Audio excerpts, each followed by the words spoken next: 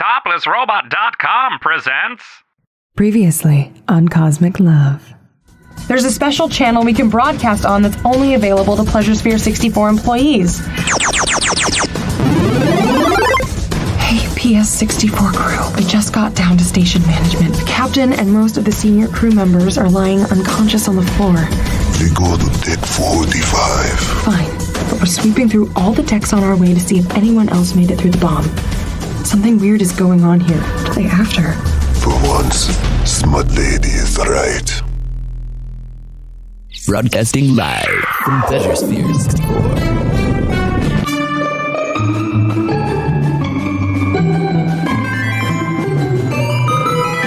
It is my great honor to introduce Madam Xandra with Cosmic Love.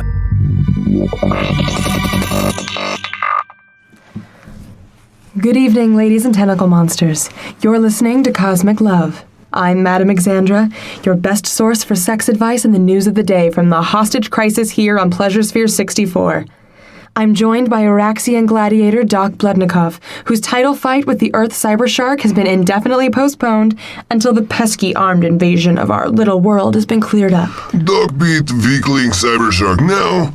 Doc beat Weakling Cyber Shark later. He's all the same to Doc. And I hope our terrorist friends out there hear that, because this guy is not messing around. Now, before I get to my first question of the night, it occurred to me that some of you listeners out there might have the distinct pleasure of not knowing much about the Marfikians, our aforementioned terrorists in question. You've heard me rant a few times about their small-minded religion that's obsessed with policing our bedrooms. But what's the deal with the Marfikians, really? Smell like swamp cabbage. They do smell like swamp cabbage. Thank you for your input, Mr. Bludnikov.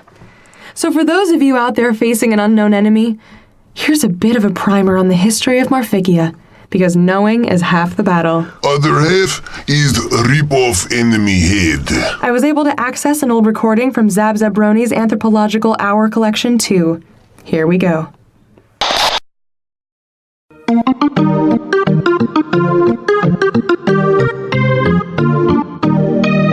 Good day and 101 to you. I'm Zab Zabroni, and today we're learning about Marfikia, the third planet in a binary star system. It has a swampy crust with a number of adorable rodent and sloth species, including the famous razor-clawed fire rat, which is actually quite a lot cuter than it sounds. Around 8,000 years ago, intelligent life evolved on the planet. This species, the Marfikians, promptly began building the usual: temples, bars, record stores, Korean-Mexican fusion cafes. But then, disaster struck. One of the two suns burned out, and the previous Marfikian religion of you-do-youism was replaced with a desperate fear that God is real, and he is pissed. Although I have asked politely, the Marfikians refused to name their god in order for me to place him or her into the patented Zab Zabroni taxonomy of deities. So for clarity's sake, this anthropologist will refer to the Marfikian god as Mr. X. To placate Mr. X and prevent the remaining sun from burning out, the Marfikian religion became all about abstinence, suffering, and punishment. And so it was that the Marfikians set off on an intergalactic brigade to stop all other species from eating, drinking, and being merry. The Marfikians are most well known for their attacks on pleasure spheres. For more information on the pleasure sphere system, please tune in to the bonus episode of Zab Zabroni's Anthropological Hour Collection 1, Vacation and Relaxation in the Alpha Quadrant. It is not the place of science to pass judgment, but in the professional opinion of this anthropologist, Mr. X seems kinda like an asshole. But I know the real question on your mind. Can I eat it? Not even with ketchup. In addition to the Zab Zabroni Anthropological Hour not officially condoning the consumption of any sentient species, the Marfikians smell like swamp water, and it's this anthropologist's opinion that they probably taste like it too. That's all for this week's episode of Zab Zabroni's Anthropological Hour. Tune in next week when we examine the flying mouths of Ganymede. I couldn't have said it better myself. Anthro man not mention how easy to rip flippers from socket. True. Or that the Marfikians are apparently sensitive to electrical shock, given how wonderfully effective your weaponized dildo was at knocking them out. Can we call it laser gun, please? No, sorry. That is a 100% bona fide Signian laser dildo, and you wielded it like a boss. All right, folks, we're going to switch to employee emergency channel, but we won't be gone for long. And remember, there's nothing between the docking bays. Hello, sexy beasts out there. I hope you're staying safe and maybe mounting an insurrection of your own. Or at least mounting something. Doc and I are about to pay a quick visit to the All-Seeing Eye. See what she has to say about all this. Maybe she can divine a way for us to beat these jagweeds. Should not Giant Eye have seen this coming? Mr. Bludnikoff, did you just make a joke? No, Urexian do not joke. Is waste of valuable time better used for kill enemy. If you say so. Giant Eye see the future. Future is full of Marfikian scum. Seem relevant. Well, the thing about the All-Seeing Eye is that she can only answer what questions you ask her. Is always loophole. That's the future for you. Okay, Gladiator, let's hit those Jeffries tubes. Up to deck 17. Can you see the future? When you look into the blinding void that is tomorrow, do you know what's going to happen? Of course you don't, you pitiful mortal. But you know who does? The All-Seeing Eye. Some say she sprang into being fully formed on an asteroid when it veered too close to a supernova. Others say she traveled here from another universe on the tides of the Big Bang. Either way, she's here now, she's on deck 17, and she's prepared to hear your questions. But are you prepared to hear her answers? Consulting the All-Seeing Eye costs 500 credits for yes, no questions, 1,000 credits for who, what, when, where questions, and 2,000 credits for why. As usual in this universe, it is better not to ask why. Pledges for 64 is not legally responsible for answers given by the All-Seeing Eye, nor for the actions you take upon hearing the horrible truth. The All-Seeing Eye on deck 17. The truth is in here. Employees of Pleasure Sphere 64, we are now in the hallway right outside the Temple of the All-Seeing Eye. Something isn't right.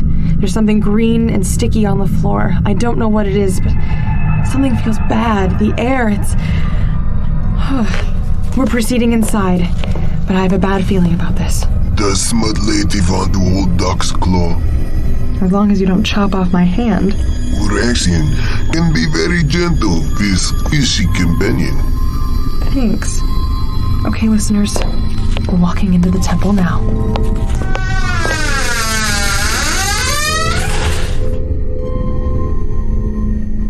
Oh no. Where is Giant Eye?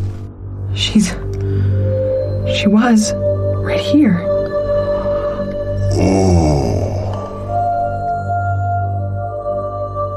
It breaks my heart to deliver this news, employees of Pleasure Sphere 64.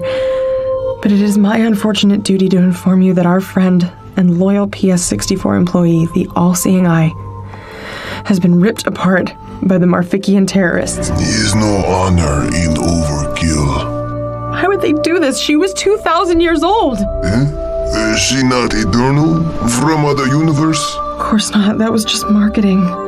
She was old and powerful and not part of their goddamn mission for goddamn Mr. X.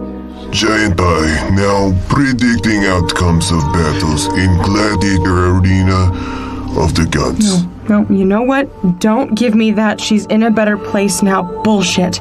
She was in a plenty good place in this universe and had been since long before that Marfikian star winked out and they decided to take it out on everyone else. Now she's gone. Forever. 2,000 years for nothing. Not for nothing. Was a friend. Yeah. Rexian believed that afterlife is just a new battleground beyond stars. Their fight is always fair, and eel burger always hot. Pardon me if I can't share your optimism. Smut Lady no believe in afterlife? I believe in caring about people and aliens in this life. Not acting like a dick because it might pay off when I'm dead. But no religion on home planet? What planet is Smut Lady from? Look like Earth humans, but... Isn't intro philosophies of the Alpha Quadrant, okay? Look, why did they kill the All-Seeing Eye? They're already here. What are they trying to keep us from finding out? What could she have told us that was so important they had to kill her? Is good Question. We have to go down to Xandra's House of Excitement. I'm sorry, but we have to check on my girls. If they hurt a single hair or tentacle on even one of my girls' heads, I swear I am going to. It's fine. We go down to prostitute house. Really? Doc no like see smart lady said.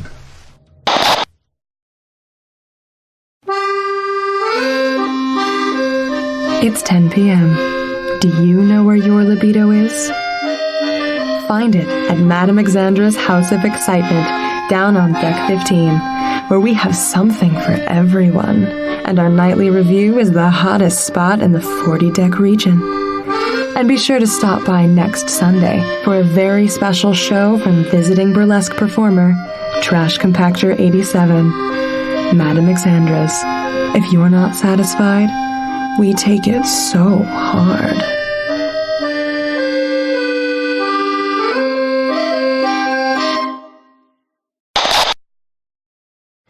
Employees of Pleasure Sphere 64, we are now directly outside of Madame Xandra's House of Excitement, my very own little slice of home. And I must admit, after what just happened up at the All-Seeing Eye, I'm a little afraid to go inside. What if all my girls are just eviscerated? Is movement. Someone inside.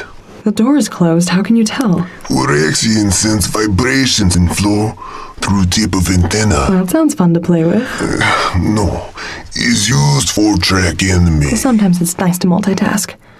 How many of them are there? 3. 2 off the left and 1 straight ahead. Left. That's the main stage. What are they doing? Working up a can-can routine? You can tell they're Marficians, right? I can only tell vibration, but vibration feel like flippers. I have a few girls that come from swamp planets. Could be Adelaide the Moist or Nessie. The Moist. Stage names, darling. My point is, let's not go in there all kill, because there's a chance what you're sensing might not be Marfician. Dog is professional. Use caution. Good, just making sure.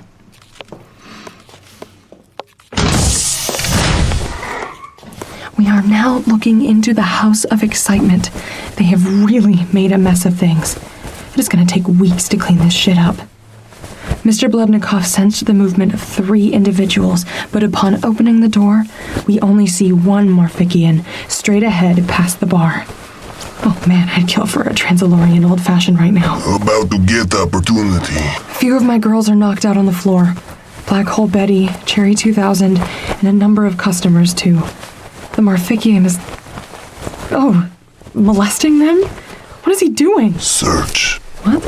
Marfician search them. I think my exoskeleton friend here is right. He's going through their pockets. The girls and the customers. Now he's rifling through the drawers. Hey, those are my drawers. No one gets into my drawers without asking first. And he's down for the count. Thanks, Mr. Bludnikoff. Are still 2. That way. Backstage? That no layout of smart house. Only the 2 enemy flat all about.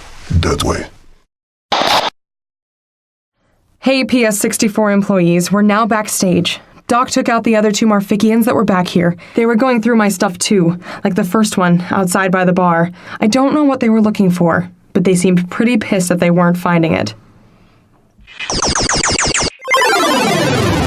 Hello out there, folks. Sorry for the extended radio silence. We've had our hands and claws full with this whole Marficians around every corner thing. And we found out something interesting. The Marfician terrorists are searching for something. Repeat, they are searching for something. If you're out there and you have any idea what it is they may be looking for, please call in and let us know. If we knew that, we might have a chance of anticipating their next move, even kicking them off the station. If you have any info, or even just want to call to say you're alive, please do. I'll now take some pre-recorded calls that came in before the invasion. Here we go.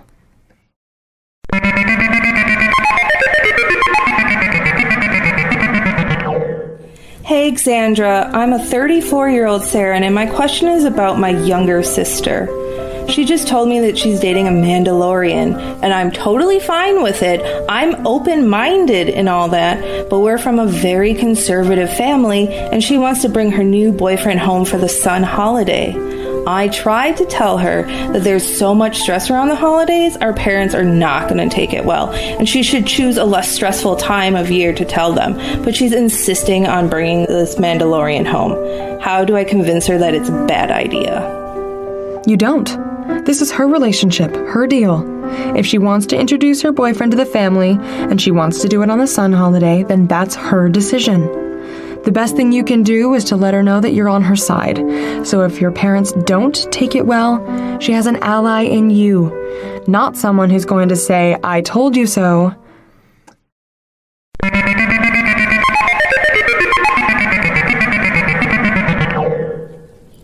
Hi, Xandra. I'm a little embarrassed to be calling you about this.